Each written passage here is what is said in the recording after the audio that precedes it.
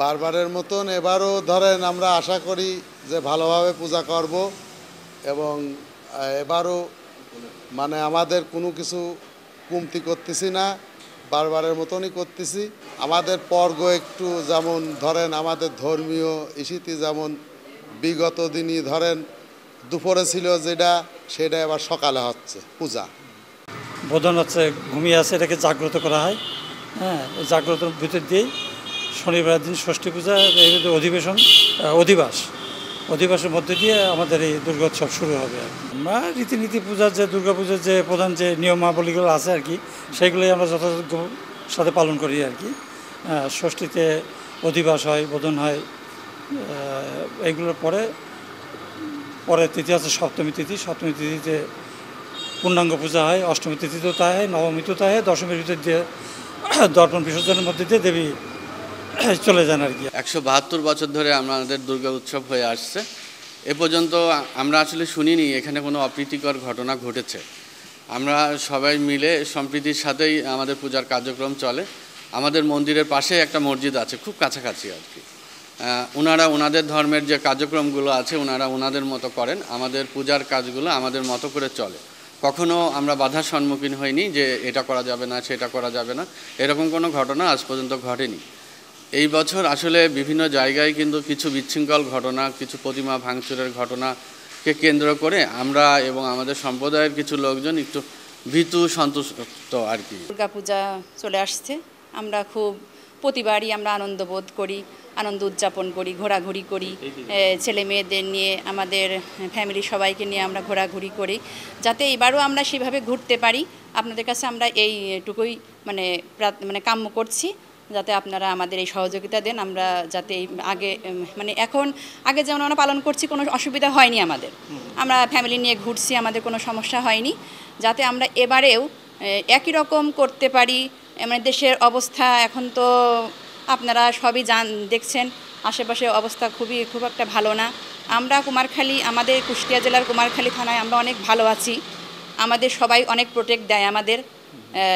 এমত অবস্থায় আপনাদের কাছে বলতে চাচ্ছি যে আমরা যাতে এবারের পূজাতেও সেভাবে আনন্দ করতে পারি ফ্যামিলিকে নিয়ে, আপনাদের কাছে আমরা এই আশাবাদ ব্যক্ত করছি। শিয়া বাটার ও ভিটামিন ই সমৃদ্ধ lily glam beauty soap. Lily, always beautiful. প্রতিবারের ন্যায় আমাদের যেরকম নিরাপত্তা সরকারের পক্ষ থেকে দেয়া হয়, এবারও পর্যাপ্ত আশ্বাস দেয়া হয়েছে এবং আমাদের যে অনুদান প্রতিবার আমরা পাই, এবারও আমরা সেই অনুদান পাবো, এই আশ্বাসও সরকারের পক্ষ থেকে আমাদের দেয়া হয়েছে। এবং আমাদের সম্প্রীতির শহর কুমারখালী, আমাদের বিগত দিনগুলোতেও আমরা হিন্দু, মুসলিম এবং অন্যান্য ধর্মের যারা আমাদের পাড়া প্রতিবেশী এবং আমাদের আশপাশে বাস করে সবাই মিলে আমরা একসাথে মিলেমিশে দুর্গোৎসব পালন করি। দেবীপক্ষ শুরু হয়ে গেছে, চারিদিকে সাজ রথ। প্রতিবারের মতো এবারও সেই পুজোর আগে কেনাকাটাটা সম্পূর্ণ করেছি, এখন অঞ্জলি দেওয়ার অপেক্ষায় আছি, মাকে অর্ঘ্য নিবেদন করব। আর এখন যদিও বৈরী আবহাওয়া, তবে মার আশীর্বাদ থাকলে অবশ্যই এই বৈরী আবহাওয়া আমরা কাটিয়ে উঠতে পারবো। গত বছর পূজা হয়েছিল 256টি, এবার একটু কমে গেছে, 224টা পূজা মণ্ডপ আমরা এই পর্যন্ত তথ্য পেয়েছি। তো এই পূজা মণ্ডপগুলোতে আমাদের প্রতিটা পূজা মণ্ডপে আমাদের যে নিরাপত্তা প্ল্যান সেটাতে থাকতেছে স্ট্যাটিক ডিউটি, সব প্রতিটাতে থাকবে।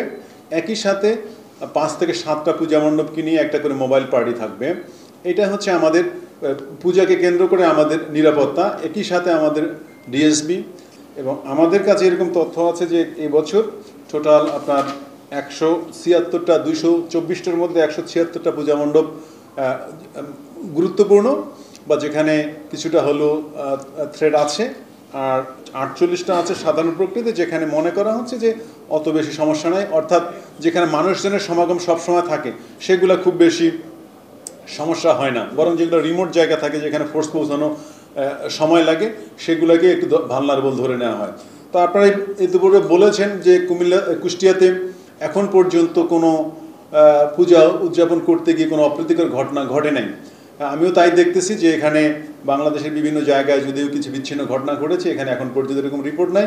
এবং আমি সকল আমাদের যারা অফিসার কাজ করতেছেন, ওসি সাহেবরা কাজ করতেছেন, যারা সাব ইন্সপেক্টররা কাজ করতেন, যারা সকল লেভেলে আর কি, তারা সব প্রতিদিন আমাদের রিপোর্ট দিচ্ছে। আমরা কিন্তু গত পরশুদিন থেকেই প্রতিটা পূজা মণ্ডপ কর্তৃপক্ষ কর্তৃক স্বেচ্ছাসেবক নিয়োগ করার কথা, এবং এটা আমরা নিশ্চিত করেছি। প্রতিটা পূজা মণ্ডপে তাদের এই রাত্রিকালীন স্বেচ্ছাসেবক থাকতেছেন, দিনের বেলাতেও সবাই অনেকেই থাকতেছেন, কিন্তু রাত্রেবেলাও পাহারাদার হিসেবে তারা থাকতেছেন। এবং আমাদের পুলিশ সদস্যরা প্রতিটা পূজা মণ্ডপ সার্বক্ষণিক তারা ভিজিট করতেছেন, সেখানে তারা তাদের ইনস্ট্রাকশনগুলো বলতেছেন।